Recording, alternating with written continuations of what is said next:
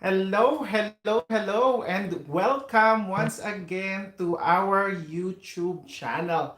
And today, we will be talking about once again our favorite topic, AIPP Atlantic Immigration Pilot Program. But this time, we will be explaining what would happen after you receive a job offer, like what should be the next procedure. Is it going to be a process of permanent residence already, or are there some process that needs to be done as well?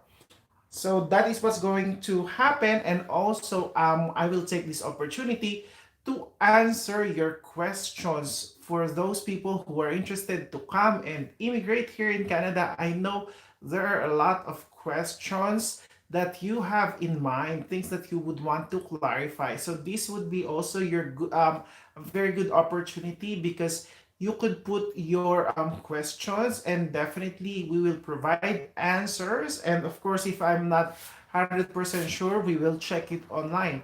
But yes, this is what we are doing every Tuesday and Friday. So it's good evening to all of you, and we're just waiting for others to log in and join us. If you have friends who are interested to come and immigrate here in Canada, please share our links down. Share our link, our video, so more people would be able to join, and invite your friends as well. So for those who have not, or for those who are actually first timers to join us in our live streaming, I conduct Canada Immigration Updates live streaming every Tuesday and Friday, Alberta, Canada time at 11 p.m. That is Wednesday and Saturday, 1 o'clock p.m.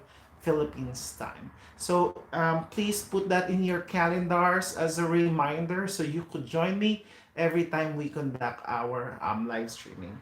And also, for those who are already viewing, please put your comments down below so I would know who are actually viewing us today. And definitely, please indicate as well the countries where you are watching from, and we will definitely talk about very good opportunity or very good program to come and immigrate here in Canada. I already mentioned that in my last video live stream. This AIPP or Atlantic Immigration Pilot Program is very close to my heart because I came and immigrated here in Canada through this program. And now I have been a permanent resident of Canada since October 2018. And so far, I am very happy. I'm very thankful because that is one of the best decisions that I have done in my life. So, for those who are not or who doesn't know me yet, my name is Ray and I live here in Alberta, Canada. I also completed an immigration practitioner's diploma, and I will be taking my immigration consultant licensure exam on August 9. So please pray for me.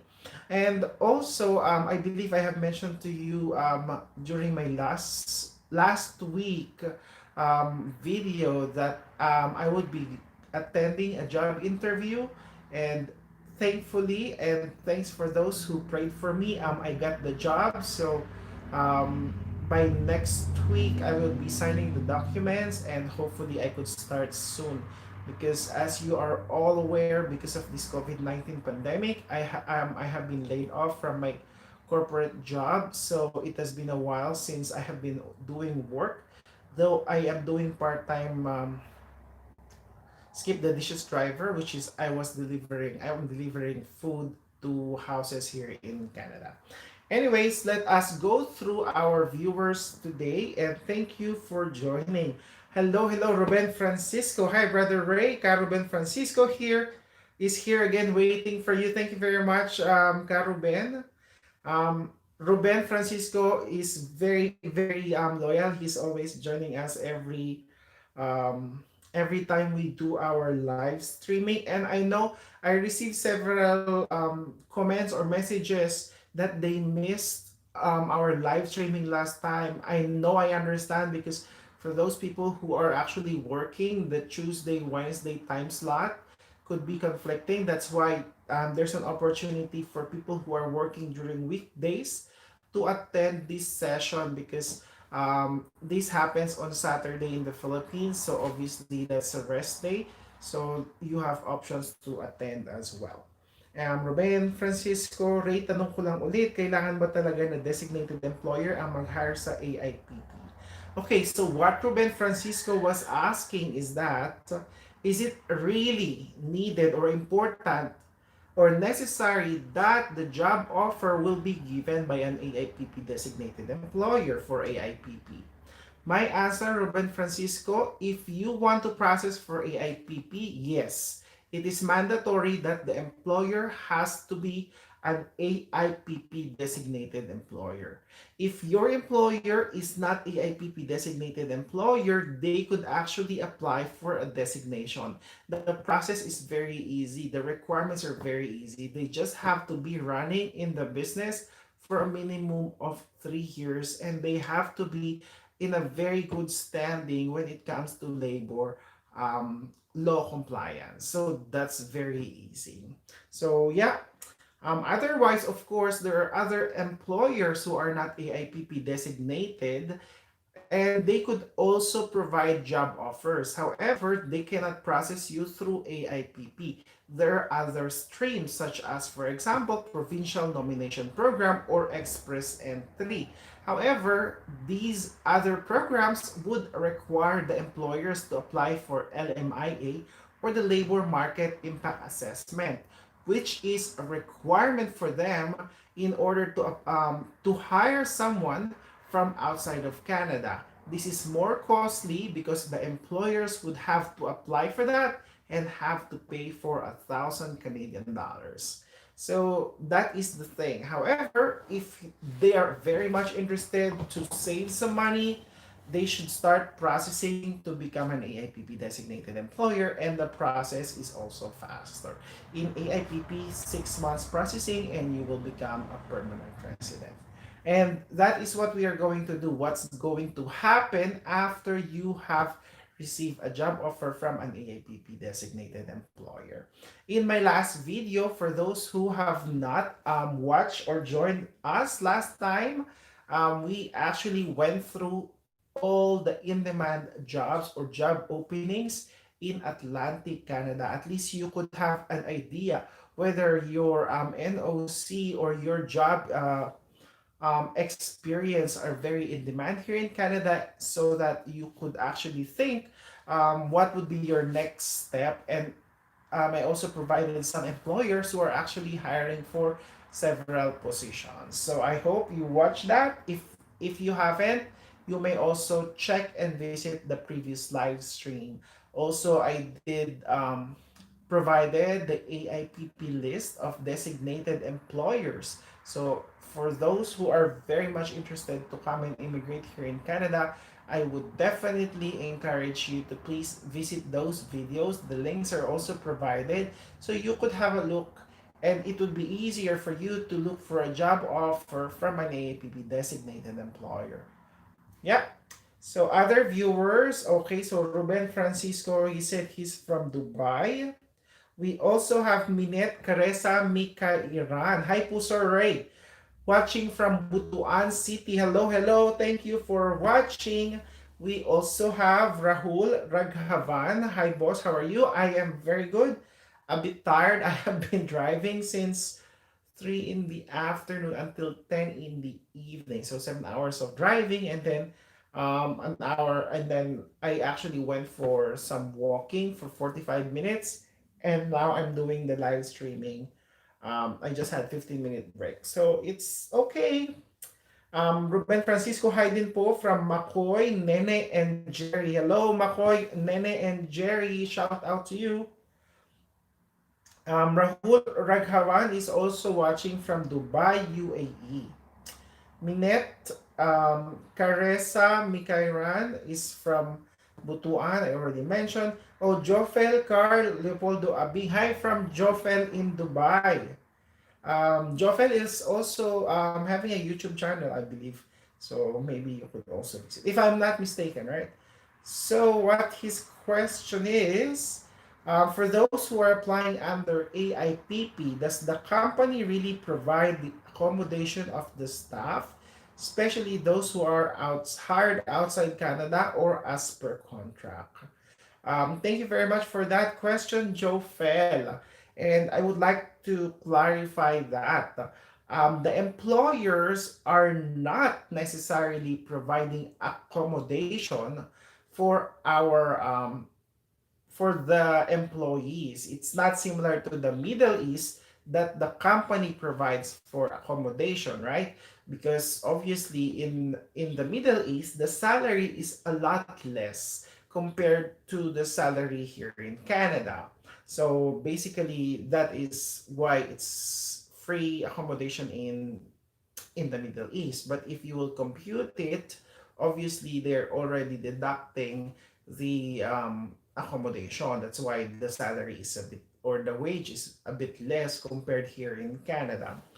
Apparently, people are actually confused or misunderstanding the requirements.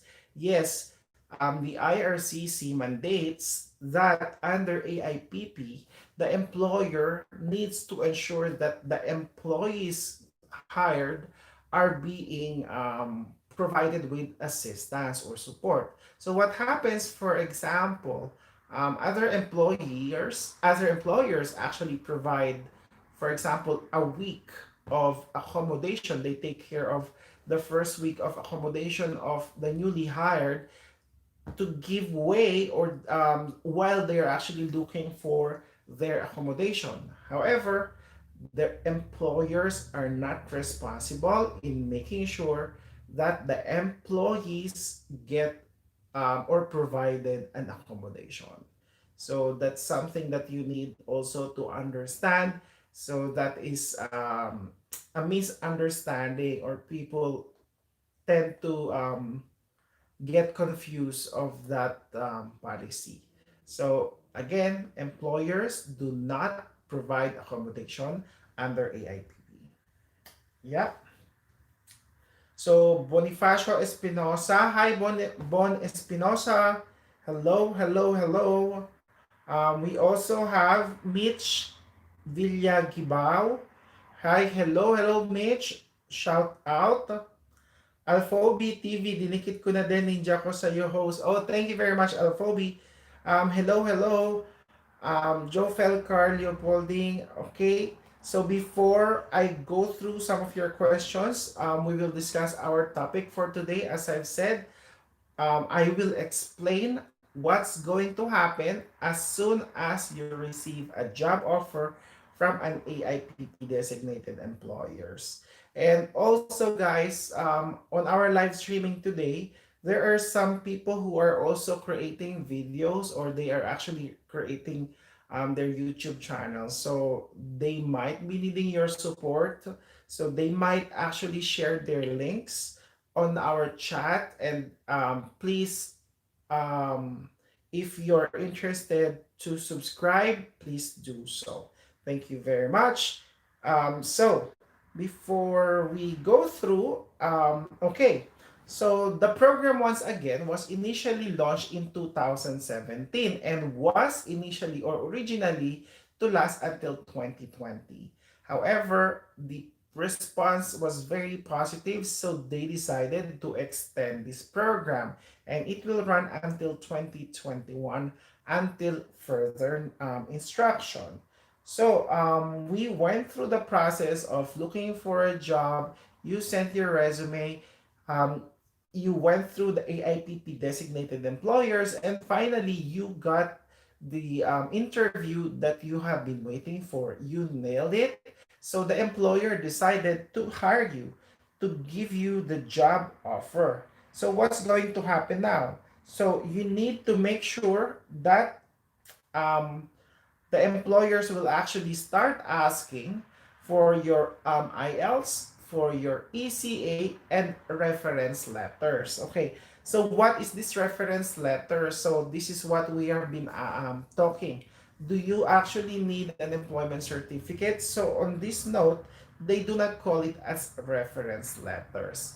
I mean as employment certificates. what they ask is a reference letter. A reference letter is similar to employment certificate. However, they are very specific when it comes to reference letters. Reference letters has to be written by someone of authority in your company. It has to be in a company's letterhead. Your name has to be written there in your position. You also have to make sure that the date when you started until the date that you are actually working is written there. You should also put your salary package, like if you are getting or if you are getting paid annually or monthly, it has to be there.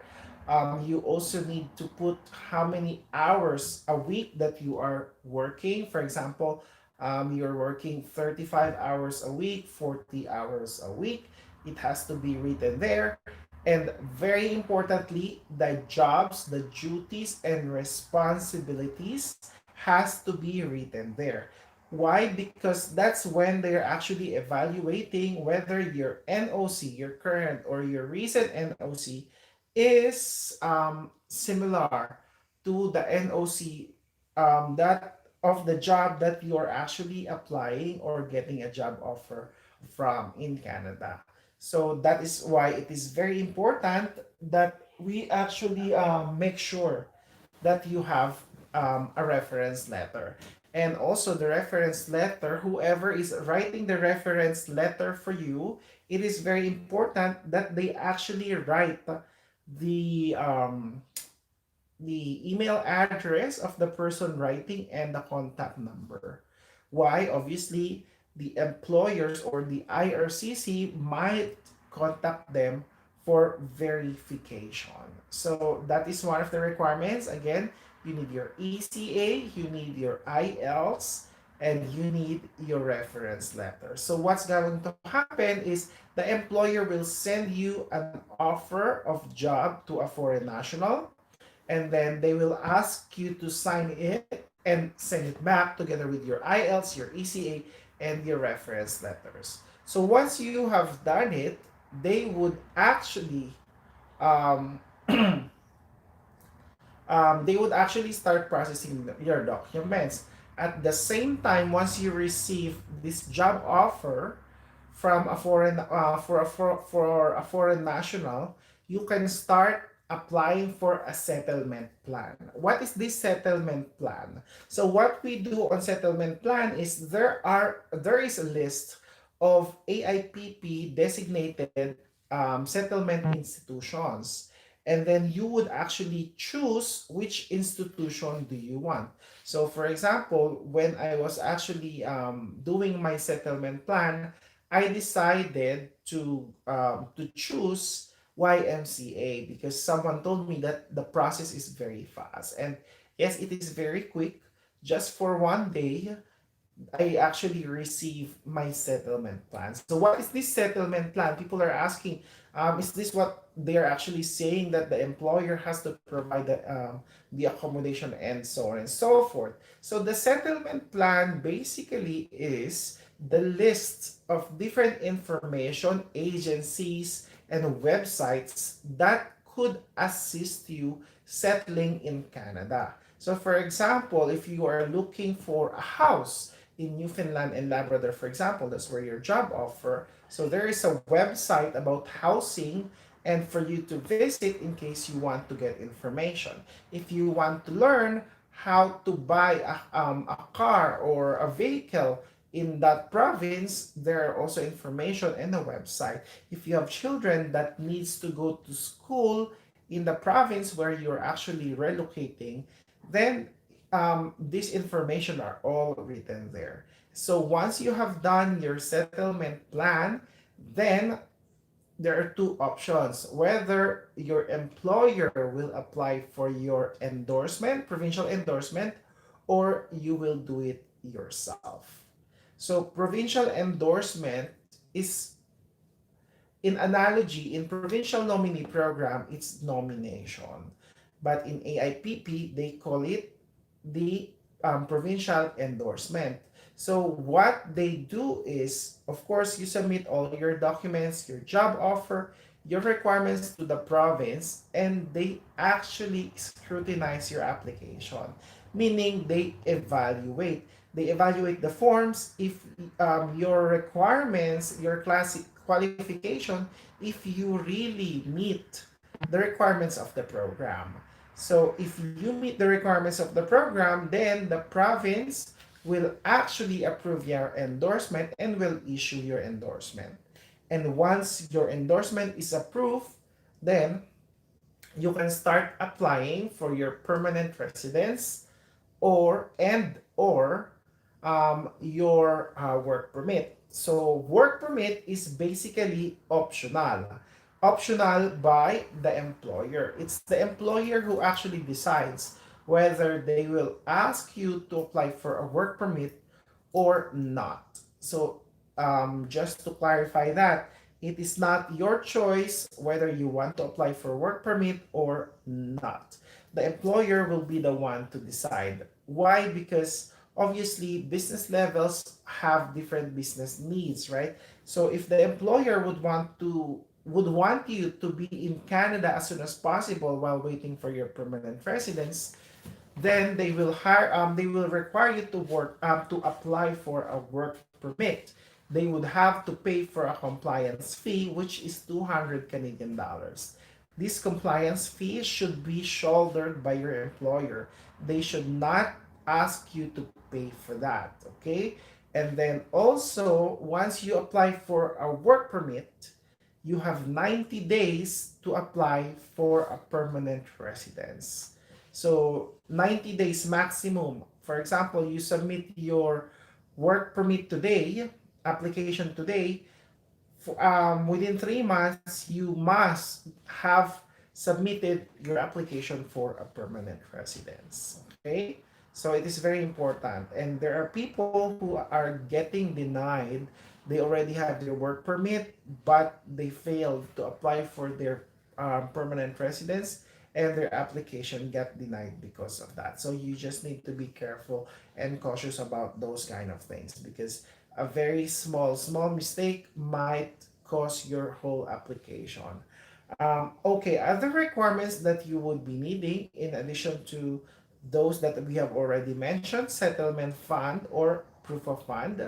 So the proof of fund can be in forms of, obviously the very common is the bank account.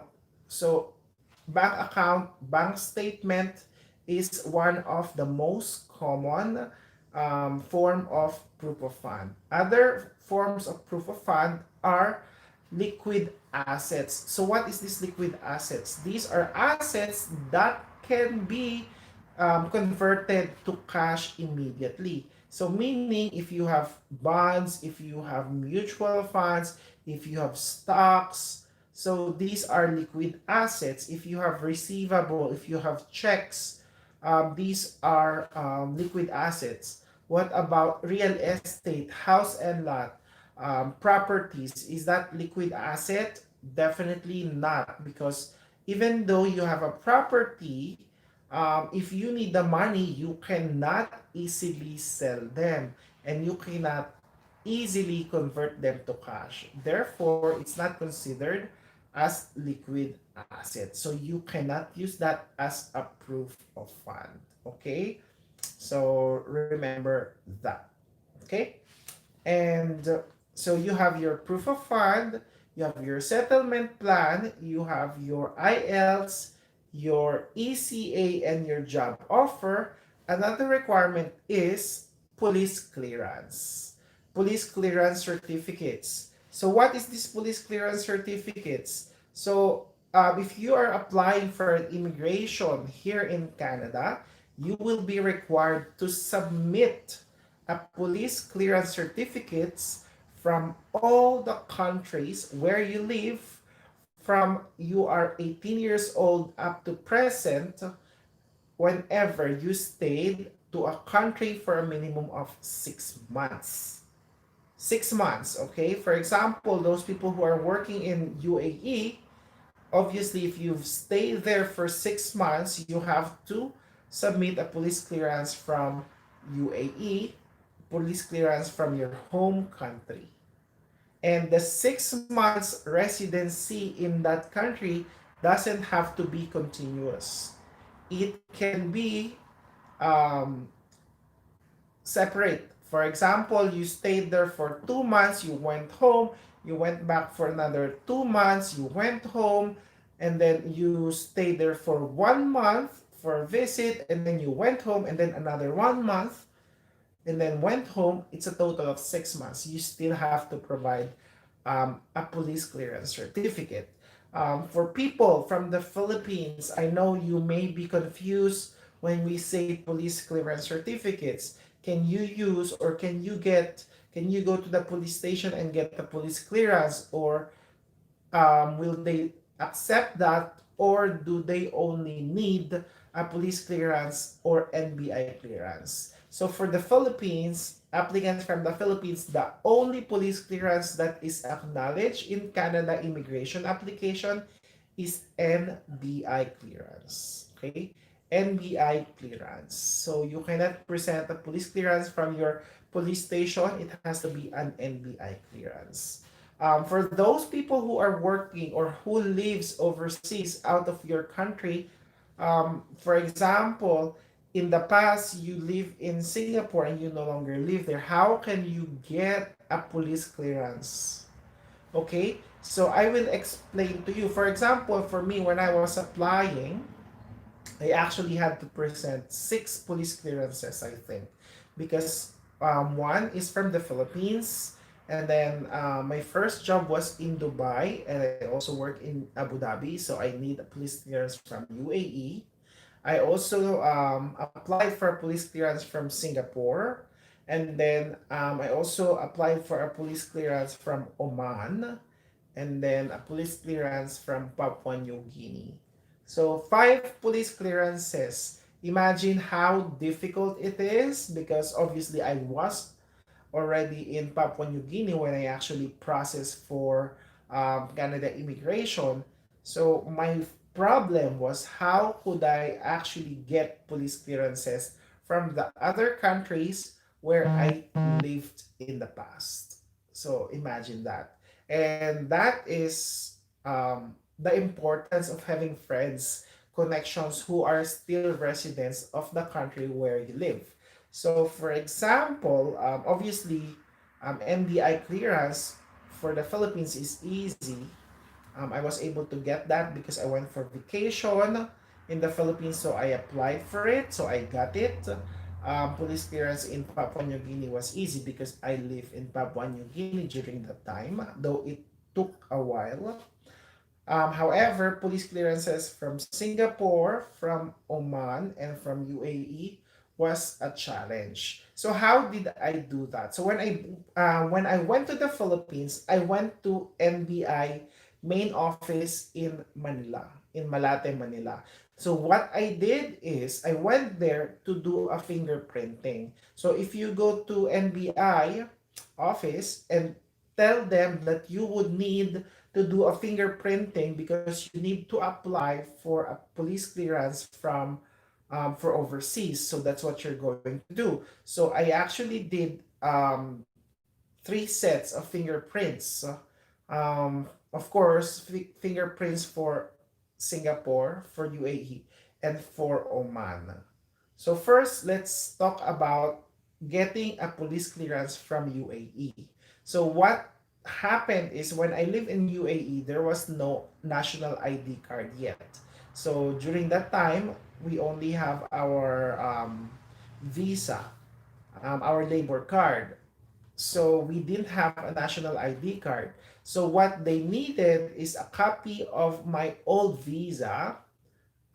Unfortunately, my old passport was lost, so I was worried I couldn't find a copy of my visa. Good thing I was able to contact my previous employer, and they were able to send me a copy of that visa. Good thing they still had it.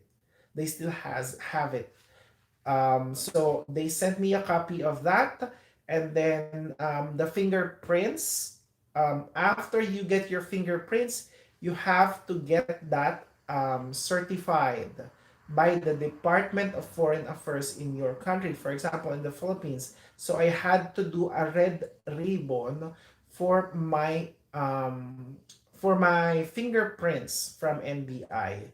So I had that, and then once you actually had it attested, certified by Department of Foreign Affairs, you have to go to the UAE embassy in your country. So the UAE embassy in your country will attest that certified fingerprints. And once you've done it, you have to pay for the fee, and you have choices whether you want to mail your authenticated fingerprints directly to the police police station in UAE, or of course if you have friends or relatives who lives in UAE, it would be easier. So that's what I did. I actually gave a copy of my fingerprints to my sister who lives in UAE, and she went to the police station in UAE and gave it to them, and the police clearance certificate was actually emailed to her, which she actually emailed to me. So that's how I got my police clearance from UAE. What about Oman? It's the same process.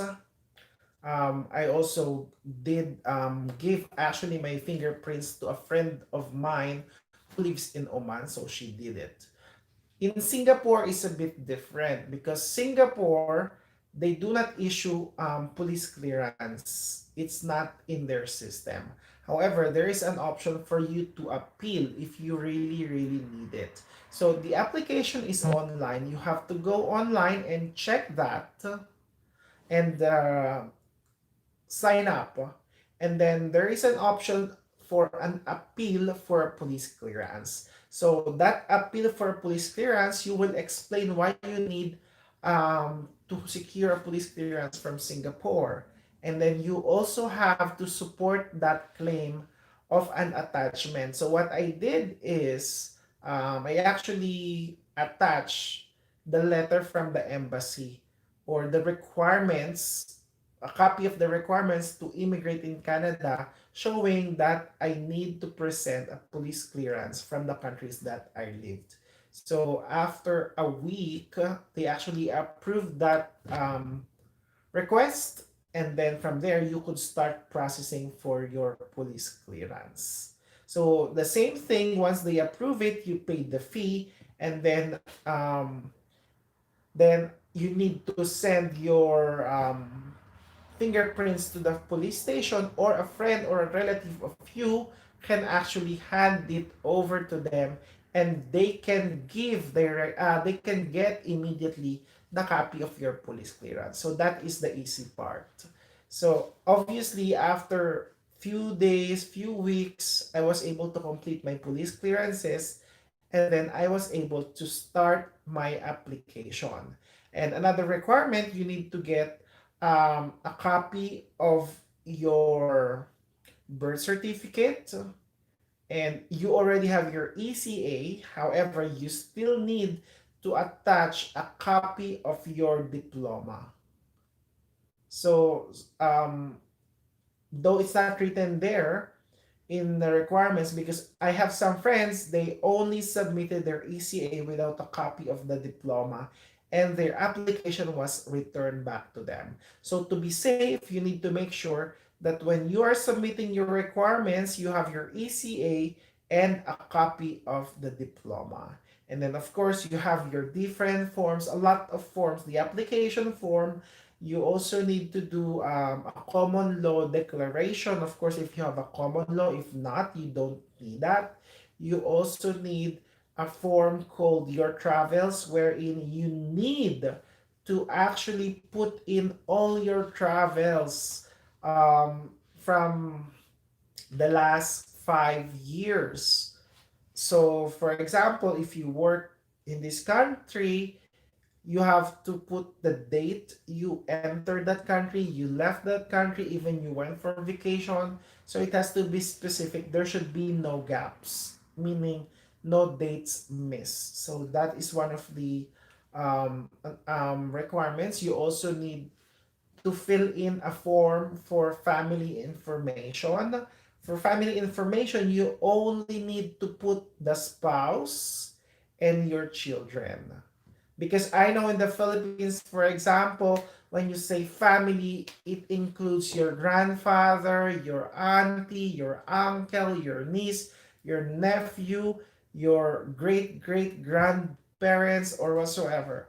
But in Canada, when they say family, it's only your spouse and your children. So those are just the dependents. You do not have to put your other members of the family. Okay? Your siblings, yes, as well. Okay? So, and then once you have all your requirements completed, then put that in an envelope. Okay? You have to put that in an envelope and then send that via mail. Okay? It has to be done via mail to the centralized intake office in Nova Scotia, in Sydney, Nova Scotia. And then you better that you send it by courier, because through courier you would be able to track your documents, because if you send it by regular mail you would not know whether they already received your application or not. So it's very important, remember, send it by courier so you would know the tracking details of your document. You would know if they already receive it, and then you would know when to expect an email of AOR. If you don't receive any, then you could follow up this and that. Okay, so that is the procedure. And then once you submit it after a month or 2 months, if your documents are complete, if you have checked that they are complete, you sign all the requirements, all the documents, all the forms, and they don't see anything wrong there, a month or 2 months you would receive an AOR, or an acknowledgement of receipt, is stating that they have received your documents and they are complete, and then you would be able to track it online through canada.ca GC key, and you will see the progress of your application. You would also see what is the next step. They would send you a request for medical. They will send you a request for biometrics. And then once you have passed the medical, it will actually take some time, and then they will do the background check. You would also see the background check can can be done in 1 week, or it could last for 3 months or longer. And then once all the background check is done, then they approve you. They will send you an approval, a notice of approval. And then once it's done, they will ask for photos, because you already have your biometrics, and then they will mail to you your golden letter, what we call the COPR, or the Certificate of Permanent Residence, which means that your permanent residence has been approved and you become an official permanent resident of Canada. So that is the process. Okay? As we said, the count of the processing starts from the moment they open your envelope, which means AOR, and you have 6 months, and then your PR should be approved if nothing is wrong in your application. Okay, so that is the process. If you have any clarifications or anything, please put in our comment section. And now I will go through your questions. And of course, if you have questions about the process, we will go through that one by one. Okay? So now let us go through the chat box. I know there's a lot of people now who's on the chat. Well, I'll go through that. If you have not clicked the thumbs up, if you haven't liked the video, please do so. And please subscribe to our video, to our YouTube channel rather. And please follow our Facebook fan page, which is Canada Immigration Updates by Ray. And now let's go and check your chat and question. We'll go through them one by one. This is a good opportunity for you guys to actually get your questions be answered. So now we stop from Bonifacio Espinosa. Now, Ruben Francisco, is it possible to apply a different position to your work experience? Okay, so Ruben Francisco, thank you very much for that question. It is possible to apply to a different job than your current job. However, a requirement is that you should have at least 1 year of work experience within the past 3 years of that job that you are applying. So that means we are actually considering your experience in the past 3 years. For example, today you are a retail supervisor, but the job that you're applying is a food service supervisor. 2 years ago, you were working as a fast food supervisor for a year. That is okay. You have to have at least a year of experience within the past 3 years for you to be able to apply for that job. So, yeah. So, to answer your question, you have to make sure that, Ruben. Joe Fell, Carl Leopoldo Abig. How about those under AIPP with spouse and family? Is it required that spouse needs to provide IELTS as well to get that PR? Thank you very much for that beautiful question, Joe Fell. Joe Fell, for AIPP, only the principal applicant needs to have these documents. So only the principal applicants needs to have the IELTS, the ECA, and other requirements. Okay? Your spouse doesn't need to have IELTS or ECA. However, police clearance certificates, the spouse also needs to present police clearance certificate. Why? Because if, for example, your spouse is inadmissible, criminally inadmissible to come in Canada, she had, for example, past criminal charges in their country. However, you are clean, you are clear, but your spouse has this criminal charge, your application might be rejected because of this inadmissibility. So that's why. So it's very important that both you and your spouse are clear criminally. But they do not need to present IELTS, ECA. Only the principal applicant needs to do that. Okay? Mitch Villagibao. Hi, how are you? I'm very good. Thank you for asking. Is that true that Canadian employer only prioritize those already in Canada due to pandemic? Can you see any chance for us who are in other country planning to migrate? Thank you. Okay, Mitch Villagibao, your question is very good. Yes, right now, of course, the priority is always given to those who are already here in Canada in any programs because that is mandated by the government. Why? Because obviously, why would actually an employer why would actually the Canada government allow the employers to hire people to come in Canada while the people who are already here in Canada are unemployed?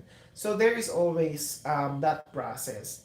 That's why for them to hire someone, they have to make sure that they post the job in job sites for 3 months at least.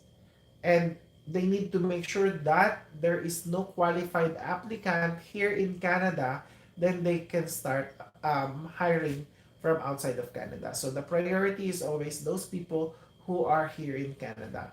However, it doesn't mean that there's no chance for people who are outside of Canada, because there are jobs who, in reality, there are jobs really that most people in Canada or most Canadians actually do not like to do.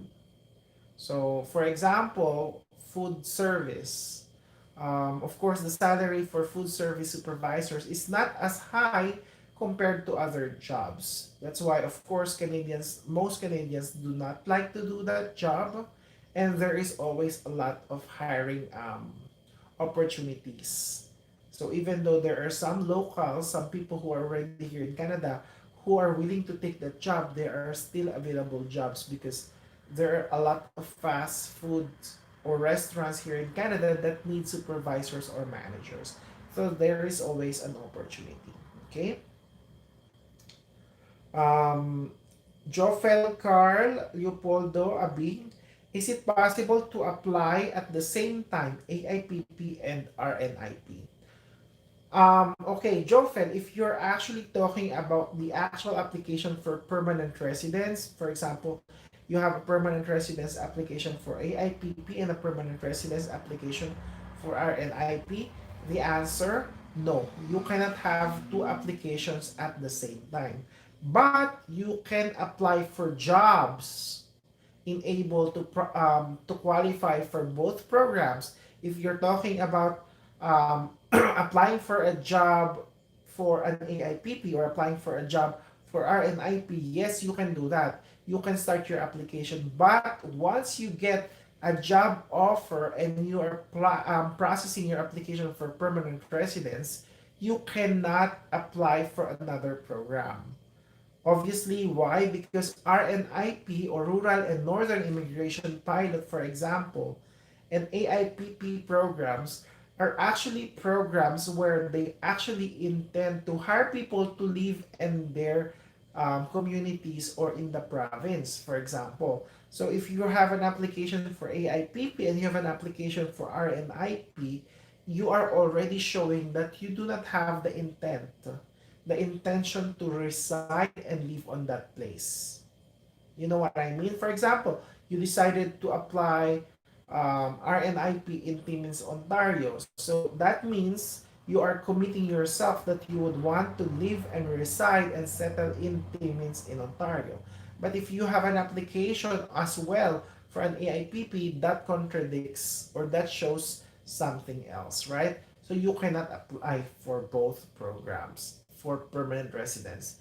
But of course, you can try getting job offers for both programs. And once you get a job offer from any of these programs, then you can start processing the application. But once you start the process of getting a permanent residence from one program, you do not have to apply for another program.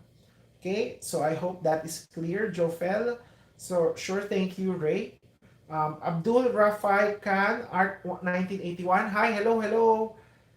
We also have Daniel Linares. Please, regulated occupations needs a license, or are we able to work immediately after traveling? Please, sorry my English, TIA. Daniel Linares is a dentist. Okay, so Daniel Linares, that is the difference between regulated and non-regulated jobs. So regulated jobs, yes, you need to get the accreditation first. You cannot just um, immediately work. That's why people who actually coming from that industry is more how do you say that, it's the process is longer because they need to be regulated first. They need to get the accreditation. So that's the difference. While people whose jobs are non-regulated, once they get a job offer, process immediately they can start the job. So you need to make sure that. Also, Jom Soriaga, idol, need pa din ba ng fund kahit direct hard ka?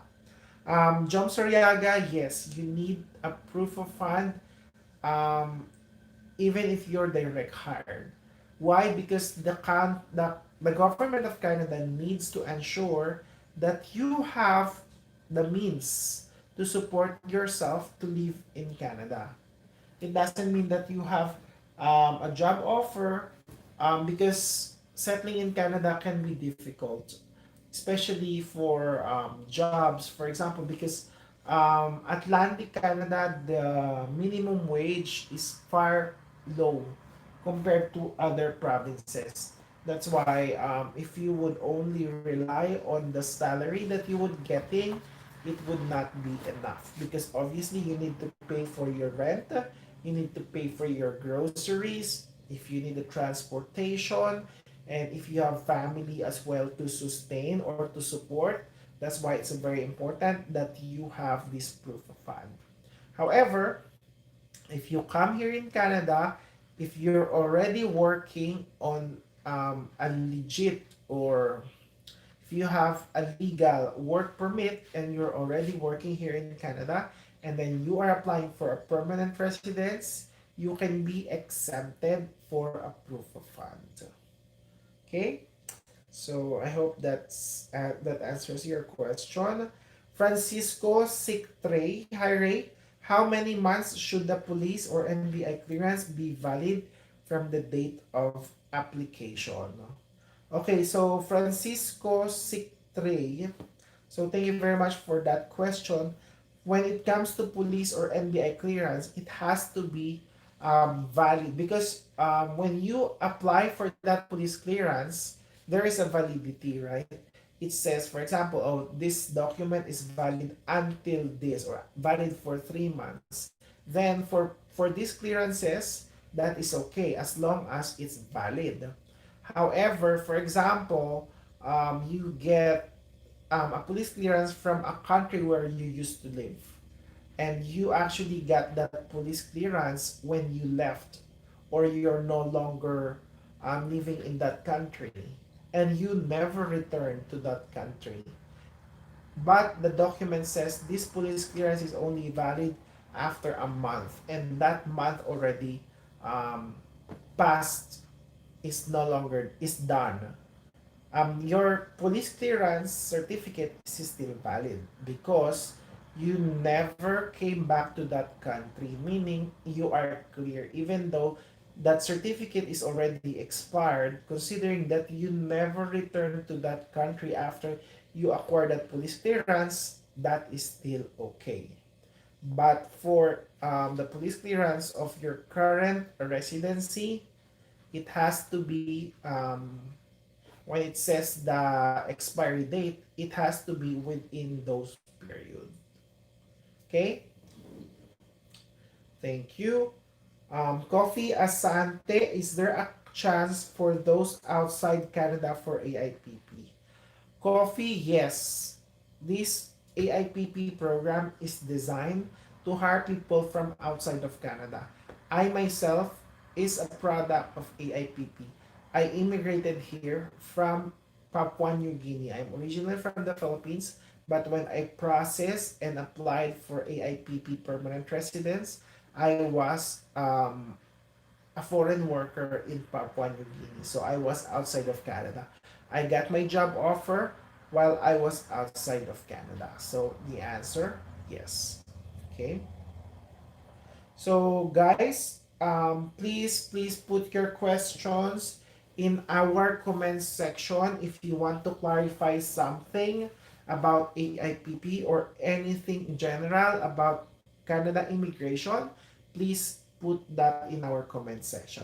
So while we're waiting for others to put their question, maybe that is also a good opportunity for me to go through our um, in our YouTube channel, and I received several comments or questions about Canada immigration. So that is also a good opportunity for me to give answers to that, because maybe people might get benefit from me answering those questions. So we'll go through those comments while we are waiting for others to ask questions. Okay, so is there a chance for outside Canada?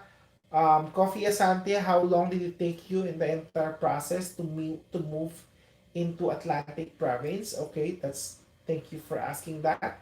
Okay, I'll give you my timeline. So I actually immigrated here in 2018. Um, I was actually offered a job way back November 2017. So I was supposed to be I was one of the first batches to immigrate here in Canada under AIPP. So I got my job offer in November 2017. And then I completed my documents. I already told you, right? The process is very fast. I was able to get my endorsement in just a week because during that time there are not much of applicants yet. So the process was so fast. I got my endorsement after a week, my settlement plan in just after 1 day or 2 days. I already got my IELTS, my ECA readily available when I applied for a job, so it was very quick. What took me so long was my police clearances. I already told you, right? The process took so long, and I needed to get 5 police clearances, so it actually was the one which delayed my application. However, I think on February 2018, I actually sent my application because I already completed my documents, right? And during that, the problem is I was in Papua New Guinea, and in Papua New Guinea, there is no Canada embassy, and I needed to apply for a work permit. So the work permit needs to be applied in a visa office in an embassy in your country. While as I've said, there is no visa office in Papua New Guinea. So my choice was to apply in Australia because that is the closest embassy, or send my application to Philippine Embassy, to visa office in the Philippines. I didn't know anyone in Australia, so I didn't want to take the chance because I was worried that my documents would be lost somehow, and I would need to mail my passport, and I didn't want to risk that. So what I did was I actually asked a friend of mine who went back to the Philippines. So I put all my documents in an envelope together with my passport, and I actually gave it to him. And my friend actually met with my mom, and my mom was the one who actually gave my application to the visa office in the Philippines. And then they opened the documents. I received my request for medical, and I did the medical in Papua New Guinea. There is a doctor, a panel doctor in Papua New Guinea. So, but they're actually processing my work permit in the Philippines. So they were able to do that. So as I've said, I sent my application on February 2018. My mom actually submitted it the same time, the application for work permit and the application for permanent residence, both on February. After 7 weeks, my work permit in the Philippines was approved. So I got, by March, I already have a work permit. And the application for permanent residence was still ongoing. For my work, for my I got my work permit in March, as I've said. However, I decided to go to Canada in August. So I waited for some months because I know the processing of my permanent residence might take a little longer. So I said I had some time to save more money because I need more money to move in Canada, because to be honest, the salary that I was getting when I was in Papua New Guinea was a lot more compared to what I was actually earning when I moved to Canada the first time. Okay, so to share with you, when I actually immigrated here in Canada, I was a fast food supervisor, and my salary was $11.75, 11.75 an hour. And then I was working for 35 hours a week, And then there are some deductions for taxes, um, pension, and so on and so forth. So bi-weekly, for example, in 2 weeks time, I was getting around, depending on the number of hours, right? But the average after deductions was 700, around $700. So imagine every 2 weeks I get $700 in 1 month. That's $1,400. And then I had to pay for my house rent during that time, which was 400 Canadian dollars a month. So that means I'm only left with $1,000. And then I also had to pay for to buy my groceries. Let's say in 1 month, 300 or $400. So more or less, I was left 500 Canadian dollars or maybe less a month. And then, of course, considering that I had debt in the Philippines, so imagine how I was able to manage that. I also had to pay because I used my credit card to pay for the PR fee, to pay for my airfare, a lot of expenses, right? So that's why I'm telling you that you have to have money. And that is also one of the reasons as well why I actually delayed coming here in Canada, considering that I already got my work permit approved in March, but I decided to come to Canada in August because I know after that in 1 month or 2 months I would get my permanent residence, and once I become a permanent resident in Canada I would be able to do double jobs to increase my earnings, right? So I actually received um, a letter advising that my application has been approved for permanent residence in September, last week of September. But I became a permanent resident in Canada in October because I had to exit. Meaning, if you receive your COPR or Certificate of Permanent Residence when you're already here in Canada, it doesn't automatically make you a permanent resident rather. You have to make sure that you go out of Canada first and you re-enter, so they can stamp your entry date of entry here in Canada, and that is the time you become a permanent resident. So you know what I mean? I got my certificate of permanent residence in September, but I went to Caribbean in October and I went back after 3 days. Then I became a permanent resident. And then it took me actually 7 months. So the processing is only 6 months, but my application took 7 months. So what I did after 6 months that there was no decision yet, I sent an email to IRCC following up my application status, why I haven't received an update or anything. And immediately they replied to me and they apologized for the delay and expect an update anytime soon. So after a week, I think, I got an update saying that my application has already been approved. So to give you an answer, my application for permanent resident took 7 months. And it actually was 2 months after I arrived here in Canada. So yeah, so that's my timeline. So Alicia Ocampo, Sir, kung OWP or Open Work Permit po ako kasi student's spouse, then nagka-job offer ako, pwede na ako mag-apply sa AIPP. Okay, that is a very good question, Alicia Ocampo. This is what I actually recommend to my friends as well. If you are an open work permit holder and you get a job offer from an AIPP designated employer, yes, you can process through AIPP. And that's the good thing about open work permit. However, you have to be processed under AIPP because some employers might think, oh, because you have an open work permit, yes, I can hire you, but they will not process your application. So they have to process you still under AIPP.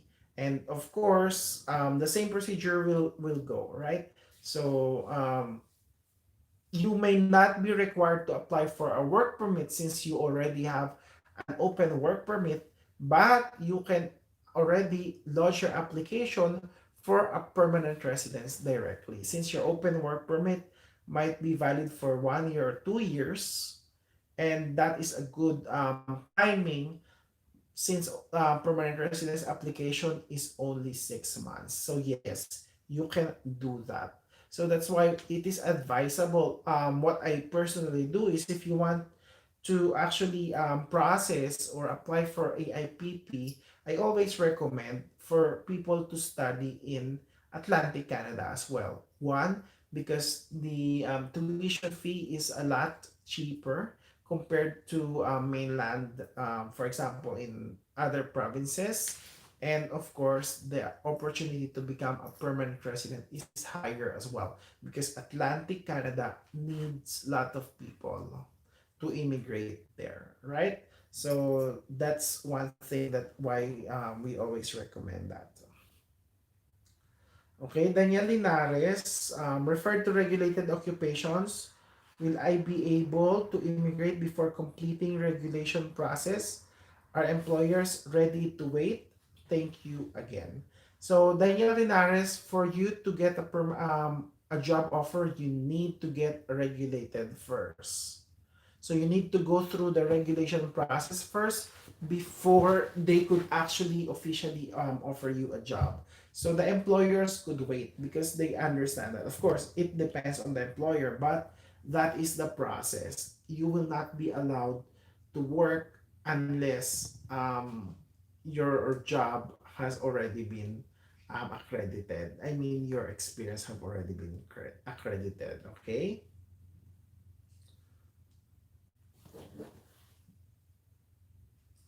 So, guys, if you have questions, please put that in our comments section. But for now, since we don't have any questions yet, as I've said, I'll go through the questions or comments that have been posted in our YouTube channel. And then we'll go through and provide you answers in that. So people who are watching our video could benefit from the answers that we will be providing them. Okay, so just give me a second. Please bear with me on that. Okay, so comments. Okay, so we have a question here from Prima Josephine Mandario. Regarding police clearance, what if I'm no longer working in that country, but I have an old police clearance? Do I need to get a new one? So I think this is similar to the to what I have explained earlier. So Prima Josephine Mandario, if you have actually acquired that police clearance after you leave that country, even though the police clearance has already expired, you can still use that unless or just make sure that you never return to that country anymore. Even though it's expired, as long as you never return to that country, you can still use that. Okay.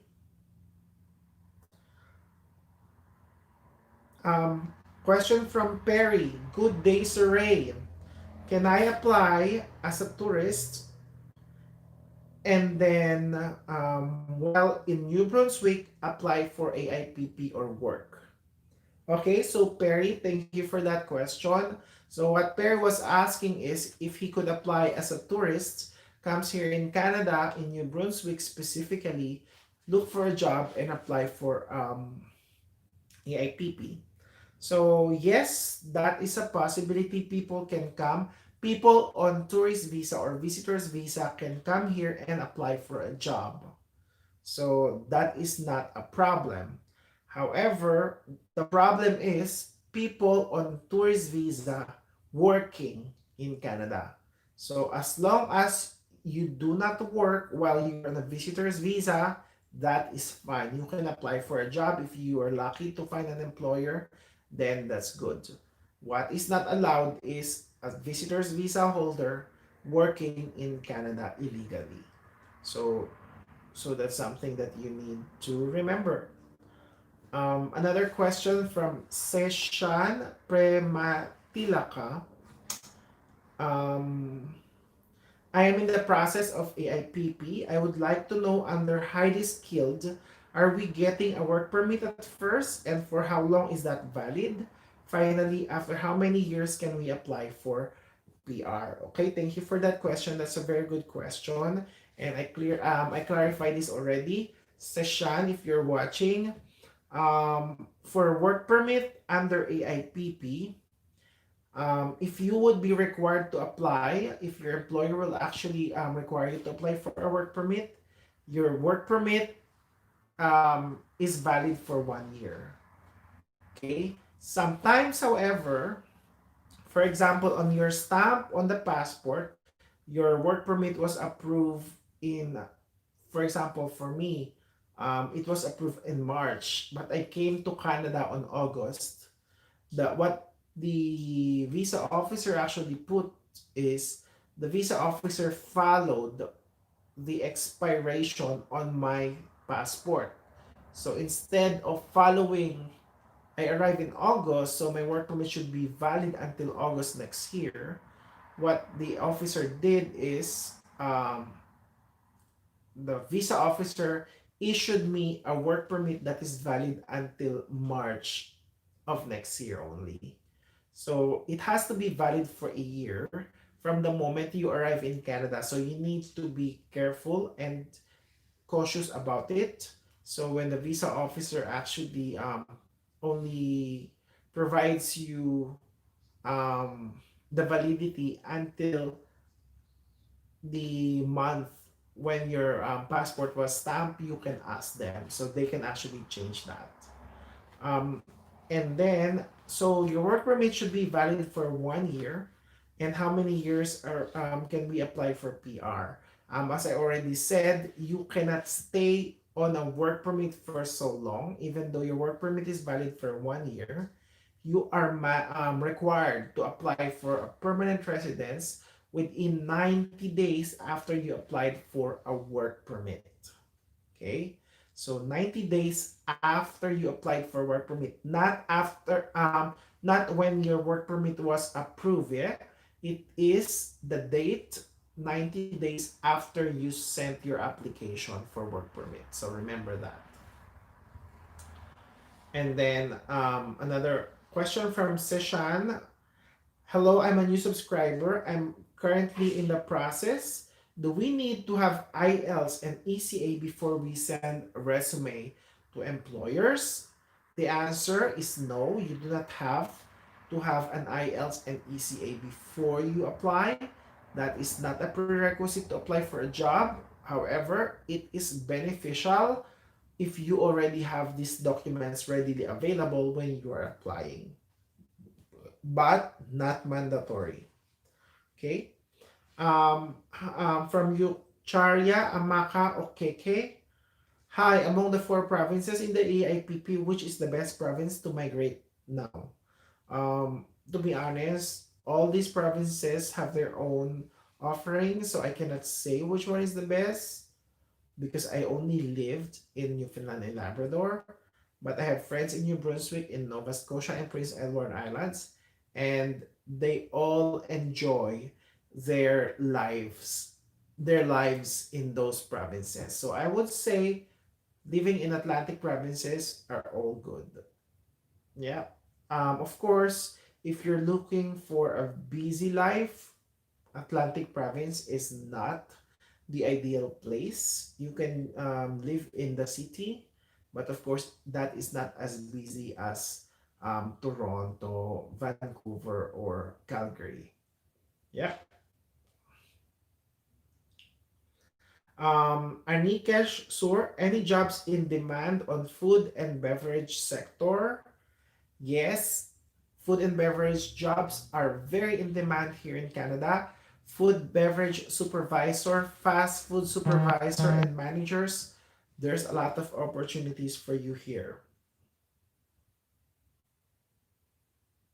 Okay, before we go through those questions, again, let us check on the questions that have been posted in our channel. If you have not done so, please put some questions so we could actually go through them. And if you have any questions about our live streaming today, please also feel free to put that in our comments section. And guys, for those who have not liked our video, please do so and subscribe to our YouTube channel and share our videos. Also, if this is your first time to be watching, I already created videos in the past and I have uploaded it about the program AIPP, Rural and Northern Immigration Pilot Program, Ontario Immigration Pilot, and other programs about Canada immigration. I also created a video tips on how people could get or could find an AIPP designated employer and how they could get a job offer. So these are very good videos that I have created, and I would definitely recommend you to visit that so you would actually can apply that in your venture of applying for a job. Okay, so let's go back and check our questions. Okay. Oh, there are some questions here. Okay. So from Joy Torres. Hello, Ray. How long does it take to receive the acknowledgement of receipt for PR under AIPP? Thank you. Joy Torres, thank you for that question. Usually, the AOR or acknowledge of receipt is sent to you a month after they actually opened your application. That's why I told you earlier, right? When you are actually submitting your application, it is best that you do it or send it via courier so that you could track. You would know whether the office already received your application. So a month after that, they would actually a month or 2 months, they might actually send you an email, an AOR, informing that they have already received your application. So give them a month or two. If you are not able to do that, sometimes they don't send an AOR. I already told you on my last live streaming, my sister, for example, she never received an AOR. So what she did was she created a profile through in Canada.ca, sign in with your account, create a profile there, and then you can link your application. There's an option there to link your paper-based application. It will just ask you for some verification questions. For example, your last name, your first name, your date of birth, and so on and so forth. But questions are personal, so you would be able to answer them and then you would be able to link. So if you did not receive an AOR, for example, and once you successfully link your paper-based application online, you would know the progress. You would see whether they already received your application and they failed to send you an email. Okay? So a month or 2 months, that's your answer, Joy.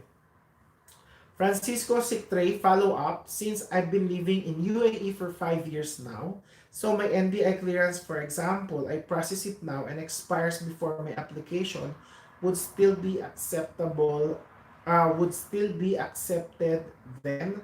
Thanks, Ray. Okay, Francisco Sictre, NBI clearance of even though you're living or you're residing in UAE, because you're a citizen of the Philippines, your NBI clearance have to be recent. Okay?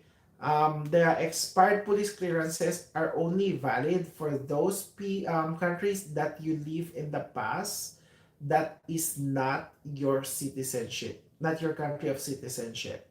And even though it's expired, as long as you never went back to that country, that is valid. Okay, that's why, because it will be shown in the form called your travels, because it will show when was the last time you went to that country, and they would also check the date of validity of your police clearance. So I hope that's clear. Even if you're living in UAE, you still need to get a recent NBI clearance because you're originally from the Philippines. Francisco Sictre, please enlighten if my understanding of your previous response was correct. Thanks a lot. So that's my answer. If you have a follow-up question on that, please let me know. Tristan WL, hi Ray. I wonder if you got my question right after Francisco. It's about ICCRC listed names. I wish you can scroll back. Thank you, Ray. I did not receive that question, but I'll check. Okay, just give me a second. I'm reviewing it. Oh, I did not receive that, Tristan WL. Either you did not send that, I did not receive it. So just put back the just type in, retype your question, and I will get back to you on that. Coffee Asante, would you need an immigration agent to process the AIPP, and do you think it's necessary? Coffee Asante, that is a very good question. I always say this, I have nothing against immigration consultants or agents. I myself personally is working towards becoming an immigration consultant. So I'm not gonna say that you should not be doing an immigration consultant. Hiring an immigration consultant has its benefits, but if you know, for example, that you do not need an immigration consultant because you're confident that you understand the process, you understand the program, you know you're qualified, you understand the forms, you can fill them up accordingly. You can work on making sure that your requirements are complete and properly done. Then you do not need an immigration consultant. However, if you are not confident that you can do that, you're worried that you might make mistakes, you don't want your documents to be returned, you don't want your documents to be filled out wrongly or your requirements, you want to make sure that they are all complete, okay, then get an immigration consultant. That is not mandatory, but that is up to you. For me, for example, the reason why I actually decided to learn and study and get an immigration diploma is because when I was processing, I did not get the help of an immigration consultant to process my documents. Okay, I know some of you might ask, oh, Ray actually asked for an immigration consultant. An immigration consultant helped me get a job offer. They referred me to an employer, but the processing of my documents, I did it myself. I filled out my forms. I told you, right?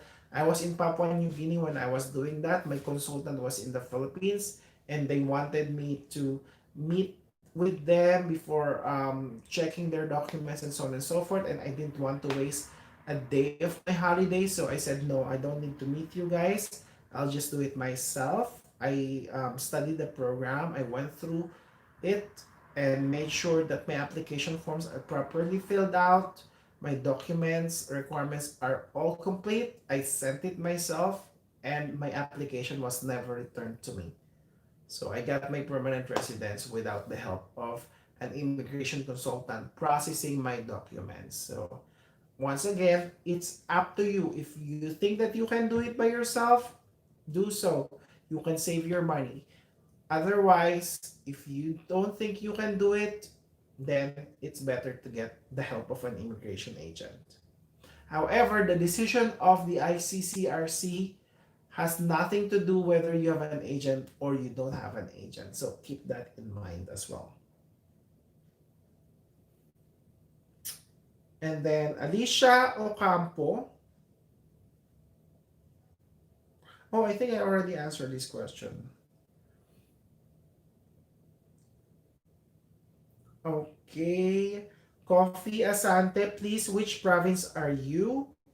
Please, do you think it's necessary to wait in your home country till you get your permanent residence? Will the company pay for your flight ticket, visa fee, and accommodation? Okay. Coffee Asante, currently I'm here in Alberta, Canada, in Edmonton. Originally, I landed in Newfoundland and Labrador. Is it possible? Do you need to? Do you think it's necessary to wait in your home country? Not necessarily. Of course, if your employer requires you for if your employer requires you for a work permit, then you have to come to Canada while waiting for your permanent residence. If not, if your employer did not ask you um, to apply for a work permit, then your choice whether you want to wait in your home country or in the country where you actually currently lived. Will the company pay your flight ticket, visa, and accommodation? No. Okay, so you are immigrating here. So that means your airfare, your visa, your accommodation, you would take care of that. Okay, though there are some employers who are actually good enough. Sometimes they actually pay for the first week of temporary accommodation of their employees, but not all, and they have no obligation to do that. Okay. Okay, so Tristan WL reposting. Hi Ray, is it possible to find someone else's name in ICCRC list? Just having the need to validate name agencies aside from their existing license. Okay, Tristan WL, that is a very good question, and this is what I always encourage our members, our followers, and subscribers to do whenever they meet an immigration agent or consultant and they want to avail their services. You can actually verify that through ICCRC website, whether they are an agent or a consultant. So if their names or company is not written there, then that means they are not registered. You should not be dealing with them. There is a yes, you could actually see that. Because the thing is, there are differences between an immigration consultant and an immigration agent. So an immigration consultant, for example, if I become a license, if I get my license, I become an immigration consultant, not an agent. An immigration agent is the one working with an immigration consultant. So, for example, the immigration consultant is here in Canada, but an immigration agent might have, an immigration consultant might have immigration agents in different countries. That means they have partnership. And an immigration consultant has to register their immigration agents through ICCRC.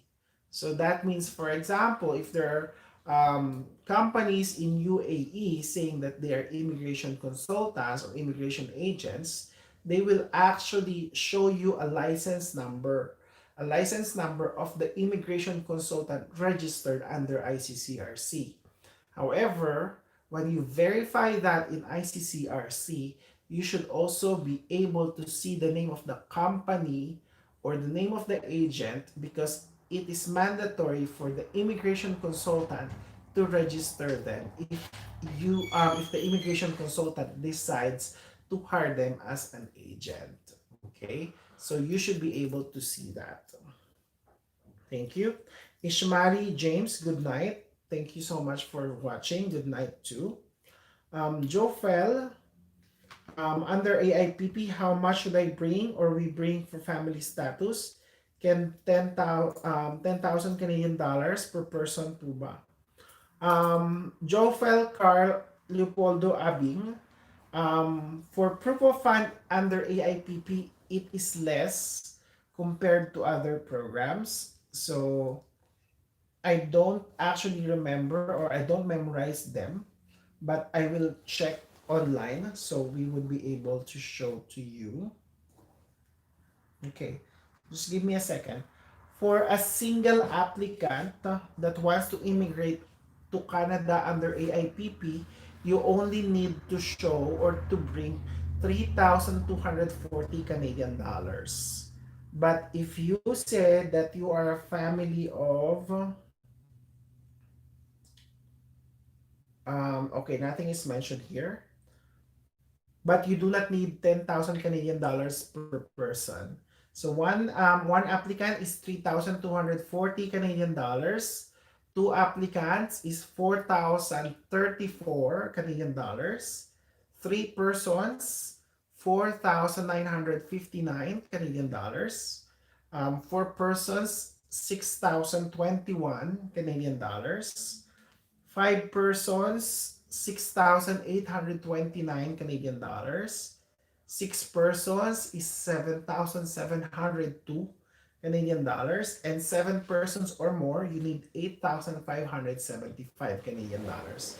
So that is one of the benefits of the AIPP program because they only require a very little proof of fund compared to other programs because I know in Express Entry or provincial nomination program, just a single candidate you need to have at least 10,000 Canadian dollars. So that's why it's very good program. Coffee Asante, how long can you stay in the Atlantic Canada before you can move to big cities? Before you can move to big cities like in Toronto. Okay, Coffee Asante, thank you for that question. And I know a lot of people have been asking that question because a lot of people are just using AIPP as a backdoor, right? A stepping stone to come here in Canada. One of the requirements when you're actually immigrating under AIPP is that you must show the intent, the genuine intent to reside and live in that province. However, when you become an immigrant or when you become a permanent resident, you become covered by a right called the mobility rights. So this mobility rights is applicable to all Canadian citizens and permanent residents, saying that all Canadian citizens and permanent residents can live in any province, in any city that they want, can work and live in any province and city that they want. So that means you are free to go anywhere as long as you are able to show that you originally intended to live in that province. So that means if there are opportunities in other provinces or in other cities, you are more than welcome to move. However, you should show an intent that you really originally intended to live in the province that you live. And if you never sign or if you did not sign um, a statement or an undertaking saying that you should be living in that province for this number of time of period, then you can go. However, there are some people whose permanent residence have been revoked. Why? Because from day one, for example, after a week, they move to another province or they move to another city or others immediately when they become a permanent resident they left, so obviously that is a sign that they never intended to live in the province that endorsed them. So you need to be careful as well. You have to show that you originally intended, genuinely intended to live in that province. For myself, for example, I stayed in Newfoundland for nearly 1 year, I think 11 months. So, and then, yeah, actually 12 months because I arrived in Canada in August and I moved to Edmonton in September. 1 year, okay? Coffee Asante, please, why is the Nova Scotia immigration website closed? Is it closed for those outside Canada? Coffee Asante, if it's closed, it is not. It is closed. Maybe the system is down or they are not accepting immigration at the moment. But it is not closed only for those outside of Canada. Okay. Alicia Ocampo, Ray. Thank you for the info about Cytel, which you have mentioned last time. They are hiring from time to time for CSR, same post as with your sister. I have already registered and applied to their website. Okay, that's good. That's good to know, Alicia. Best of luck to your application. Coffee Asante, is it possible AIPP would be extended after December 2021? It's possible to still apply once the borders are closed. The borders never close, as far as I know. Um, Extension of AIPP, there are plans or suggestions from the immigration minister that they want to make AIPP a permanent program because AIPP has brought a good economic growth in the Atlantic provinces, and they're very happy of the response of the people, the employers and employees on this program. And at the same time, Canada immigration is intended to increase after COVID-19, as you are all aware. So that is one of the programs that they see to become permanent. But nothing has been set in stone yet, but yes, there is a possibility. Francisco Sictre, thank you for clarifying. God bless. You're welcome. And thank you for watching once again. Enoch Linda, when submitting your document, must you do West? I really want to go for this stream. I'm a social worker. I need to work over there. Enoch Linda, it doesn't have to be West. You mean for ECA? There are different options or there are different several designated institutions to do an ECA. It is required that you have an ECA but not necessary WES. Mine, I had it assessed by ICES, International Credential Education Services. Manoj Sahu, hello, how are you? Since I'm not getting any response from recruiters now, is it good or idea to do MS in Canada and then apply for AIPP? I am 36 plus now and into software industry for 11 plus years. Thank you. Red Salazar, thank you very much for that question. Um, oh no, that's Manoj Sahu, sorry. So Manoj, thank you for that question and you have a very good experience. These programs are not age restricted, so it doesn't matter if you're 36 plus, 40 or 50. Yes, it is very difficult to get a response from an employer at the moment. However, you do not lose hope. If you want to come here in Canada as a visitor and look for a job, apply personally, that is not a problem. However, there are other programs that requires or needs software industry. I'm working on one video about RNIP in Timmins, Ontario, and there is a need for software IT industry, and not only in Ontario, other provinces as well. So you just need to see the proper channel or the proper program that is appropriate for you. Okay.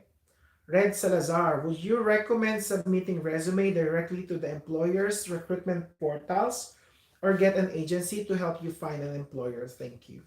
Red Salazar, I would actually encourage people to send their application directly.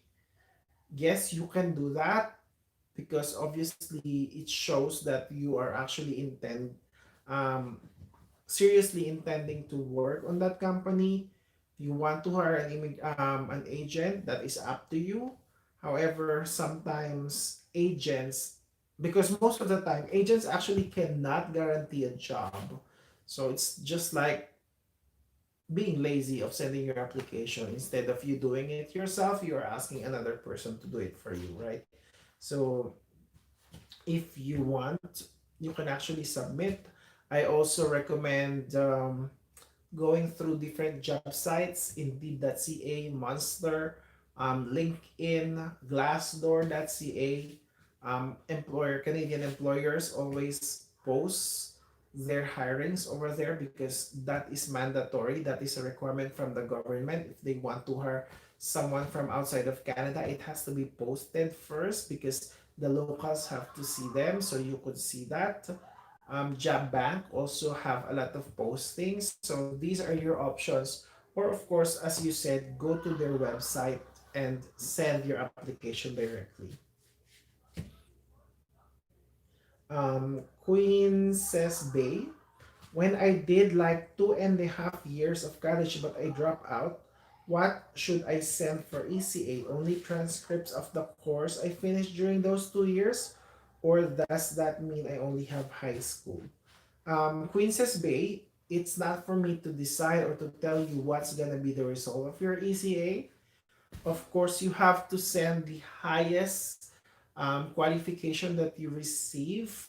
Of course, if you could send your transcript, the better. And that is up to the agency, um, the institution, to determine whether they will actually put a high school graduate or anything else on that. They are the ones who are actually recognized to do an assessment. So I cannot do an assessment for you. I cannot tell. Ishmaeli James, I want to migrate to Alberta as a child care provider. I've done it for 4 years and also take classes in that area. What program can I use besides PNP Express Entry? Would like some advice. So, child care provider, there is also another program about caregiver program.